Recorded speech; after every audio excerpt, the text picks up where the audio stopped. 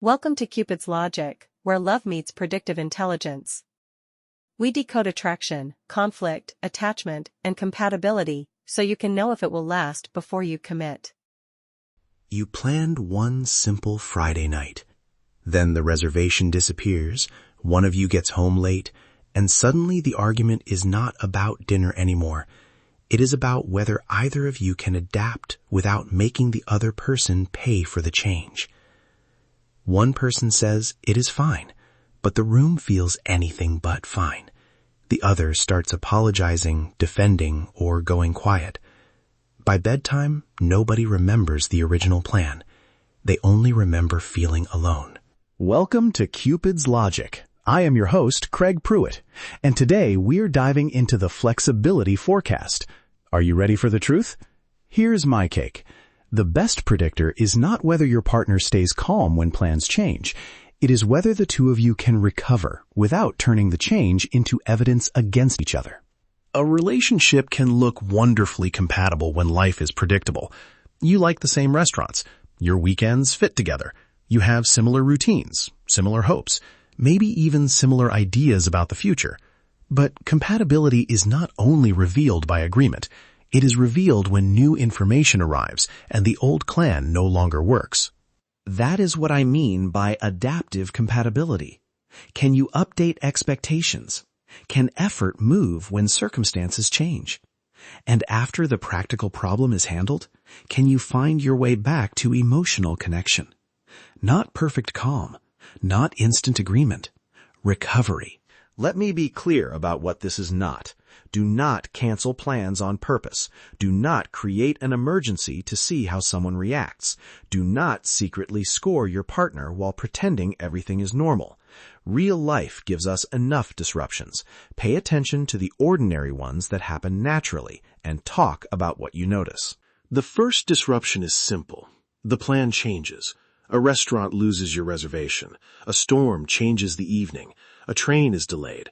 One of you is working later than expected. Nothing here is a relationship crisis. That is exactly why it can be informative. A flexible response might sound like this. That is disappointing. What options do we have? We could try another place, make something easy, or move dinner to tomorrow. The disappointment is real, but it is not being used as a weapon. Information is shared, choices are offered, the plan gets updated. A rigid response sounds different. Of course this happened. You always ruin things. Or, fine, followed by an entire evening of sighs, clipped answers, and reminders about how much the change supposedly cost. The words may be small, but the message is large. You will pay emotionally because reality did not cooperate. Be honest with yourself. When plans change, do you share the new information early, or wait until frustration has collected interest? Do you ask what your partner needs, or decide in advance that they will disappoint you? And if you are upset, can you say, "I am disappointed," without turning that feeling into a character judgment? Now, someone may be thinking, am I supposed to accommodate everything just to prove I am flexible? No. Flexibility without consent is surrender. You are allowed to have limits. You are allowed to say, "I cannot change that tonight," or "I need more notice next time." Healthy adaptation includes boundaries. The question is whether the boundary is communicated honestly and whether both people have a voice in the revised plan. The next disruption involves responsibilities. A work task runs late. A childcare arrangement changes. A household obligation takes twice as long. Maybe the person who usually cooks cannot do it tonight, or the partner who manages appointments suddenly has no room left in the day. Who notices the work before the exhausted person asks for help?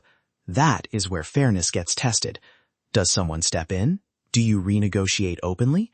Or does the overloaded partner have to identify the problem, explain the problem, assign the solution, and then thank the other person for participating? Fairness does not mean identical effort every day. Real relationships move through seasons. One week, one person may carry more because of work, illness, family demands, or sheer bad timing. That is not automatically a problem. The risk appears when the imbalance cannot be discussed, recognized, or repaired. If one partner keeps adapting while the other treats that adaptation as automatic, resentment starts doing quiet work in the background. You make backup plans without saying so. You stop asking for help because asking creates another task. Eventually, the relationship may look peaceful from the outside because one person has been absorbing all the disruption. The third disruption is an unplanned need. Maybe your partner receives difficult news and needs 10 quiet minutes before solving anything. Maybe the car will not start.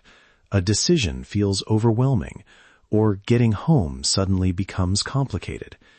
The need may be emotional, practical, or both. A supportive response does not require unlimited availability. It might be, I can listen for 15 minutes and then I need to finish something. Would that help? Or, I cannot drive across town tonight, but I can help you find another option. That is support with a boundary. It is care that tells the truth about capacity. The unhealthy versions can go in either direction. One person refuses every request for support and calls it independence. The other demands total access and calls it love. Later, support becomes a debt. After everything I did for you, you owe me. Clarity protects both people. Asking for help should not become a test the other person can never pass, and giving help should not become a tool for control. So, how do you know what you are seeing? Start with context. Exhaustion, illness, grief, financial pressure, and outside stress can reduce anyone's flexibility. A normally thoughtful person may have a sharp reaction during a very difficult week. That moment deserves accountability, but it also deserves context. Then look for repetition.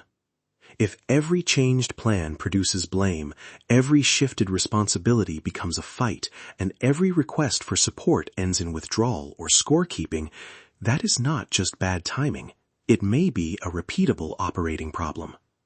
You stop bringing up changes because you already know the response. You shrink your needs to keep the peace. That is a very specific kind of loneliness. Being partnered, but having to manage life alone. For the next 3 naturally occurring disruptions, do not secretly score your partner. After each one, privately notice 3 things. Did we share information? Did effort move fairly? Did we reconnect? One event is data.